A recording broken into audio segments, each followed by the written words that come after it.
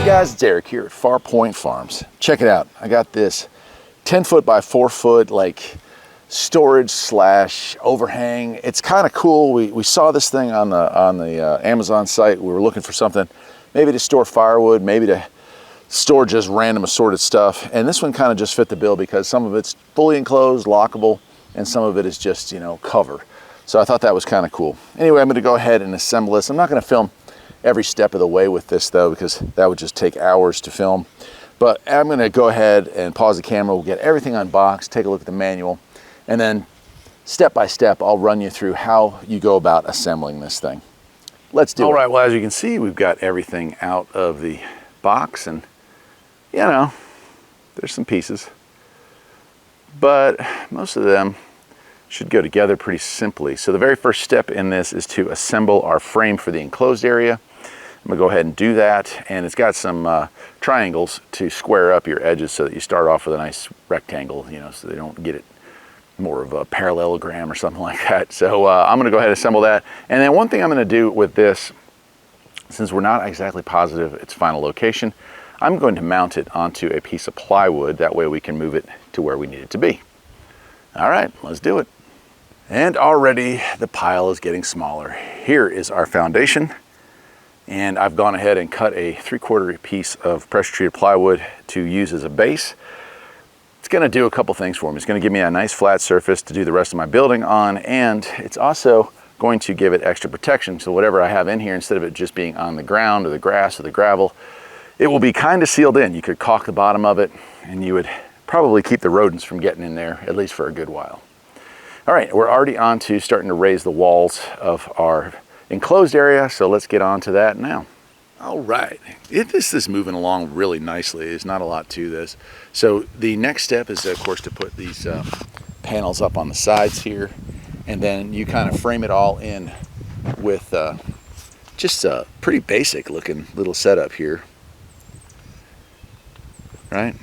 Nicely squared off so everything fits right. If you're having trouble with lining up holes, check the squareness. Measure diagonally crisscross against this and make sure that you have this thing centered or squared up. You also do want to make sure that it's level, or you're going to have some issues for sure. All right, already the large pile is getting smaller. This doesn't look like it's going to be a difficult task at all. Next up, we're going to be attaching the rest of the back and side panels to it and tying that all in. And then for me, it's probably be about lunchtime, and I'll pick it up afterwards. We'll install the door, and then we'll probably be installing those roof panels and support legs next. Let's do it. Yeah, so this is coming along real easy.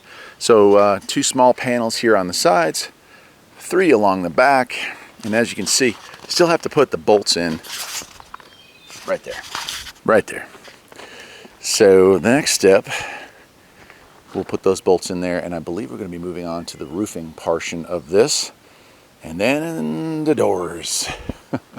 So far though, this has been a very straightforward assembly. I would say half a day at most to put something like this together, and maybe quicker if you're really putting your effort into it. I'm just taking my time enjoying this.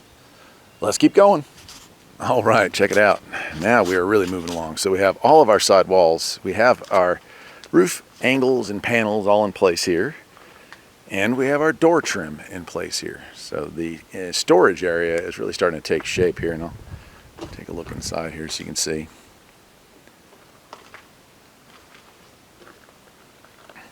Right? And so the next step here, and I'm kind of curious how this works, but they say it works. That I get, like it's a connection there. We're going to be adding our extension on, right? So we'll have one here and one here. The weird part is only one side sticks out, so I'm not sure how that works. It's in the instruction manual. It just shows it being connected, but I'm sure it'll make sense, and of course I will show you what I mean when we get to that point. But that's it. We're going to do that, then come the legs, then comes the roof, and then finally we assemble the door itself. Let's go. Okay, so I don't think I was recording, and that is a shame, but here, let's take a look at our legs here, and we will talk about what we're doing next here. So 2 legs, one's taller than the other. 2 small brackets down here. That is to support it to the ground, or legs peg it to the ground. You've got these little cross pieces here. And then on the back side, a lot of bolts to put it in place, no problem there. The front side, There's just a teeny little L bracket here that kind of goes inside and holds it in place. But what makes this thing rigid is tying it all together. And so next up, we're going to put our roofing in. And there's a bunch of pieces there. This I will actually have to use a ladder for. So I'm going to get my ladder out and I'm going to start. I've already laid a piece up here. I'm going to start across there and we'll move it all the way to the edge. Let's do it. Starting to look like a building now. Let me walk around the back here so you can see what's going on. Nice roof, one side to the other. And that leads us to the next part. We have these pieces here. There's 4 of them, 2 long on the front, 2 long on the back, and on the ends we have little short ones. That's like our rain tray or gutter tray. And then there's some end caps that you screw into the sides there. So let's do that, and then the last step will be to install the door. So far, I am really happy with this. Let's go. All right, well here we are. We've got the trim pieces up now. And these just screw in up top, and then you have one little screw that goes here for an end cap. And you can see it really ties it in nicely, makes it look professional. I like it. So we're down to the last piece. And that is this door here. I went ahead and assembled this. Had to do this on the floor, and it was just too hard to really film it all. But here's a brief overlook of how it goes together. It's still a one-person job. It's just a lot of nuts and bolts, a lot of little pieces. You have to just pay attention to, how they all interconnect, I should say. So 8 screws to go, and this project is finished. Let me pause the camera, and I'll get this door on, and we'll take a full grand tour. And there it is, my friends. Check it out. We got ourselves a nice covered area. I'm thinking what I want to put in here long-term, firewood, stacked firewood right there. And then we have a nice enclosed weatherproof area here, lockable. We do have a lock here. You can put a deadbolt on that if you wanted to.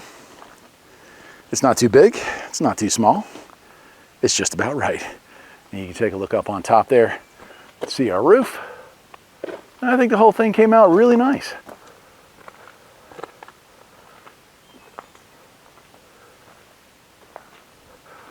Dry storage is kind of important, no matter if you're in the city, in the country, or living on a farm like me. I always need a little place to put stuff. And this might just be what you need. That is awesome. Well, I'll leave a link to where you can get one of these. And I'll see you next time, my friends. Take care.